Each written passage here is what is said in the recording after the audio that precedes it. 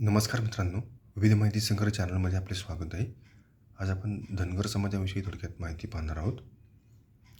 धनगर समाज हा भारतातील विशेषतः महाराष्ट्र, कर्नाटक, गोवा, मध्य प्रदेश आणि आंध्र प्रदेश या राज्यांमध्ये आढळणारा एक ऐतिहासिक आणि सांस्कृतिकदृष्ट्या अत्यंत समृद्ध असा समाज आहे.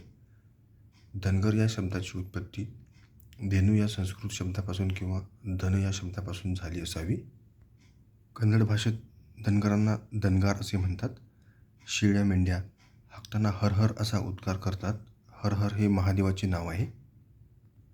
परंपरागत हे मेंढपाळ असून ते गाई म्हशी पाळतात. ते मेंढ्या बकऱ्यांची पैदास करून विकतात. मैदानात राहणारे काही धनगर घोड्यांचीही पैदास करतात.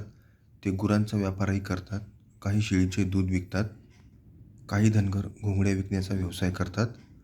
हवामानात होणारे फेरबदल व जंगलातील वन औषधींची ही माहिती त्यांना असते. धनगर समाजात पुढील 22 पोटजाती आहेत.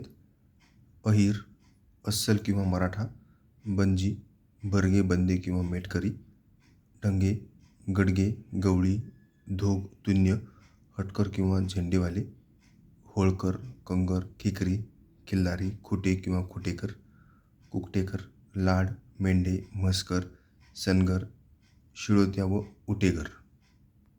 हटकर ही घोंगड्या विणणारी पोटजात असून हटकर मराठवाड्यात व अकोला विशेषतः वाशिममध्ये आढळतात.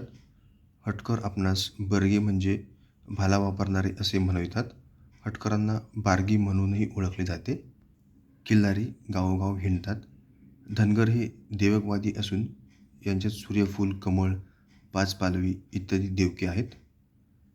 शेतात मेंढ्या बसवण्यासाठी जे लोक मेंढ्या राखतात त्यांना शेतकरी 2 वेळची भाकरी देतात. मेंढ्यांची लोकर 6 महिन्यातून एकदा कापतात व लोकर साधारणपणे 10 रुपये किलोने विकतात. कुलदैवते म्हणून जेजुरीचा खंडोबा व सिद्धाची यास मानतात.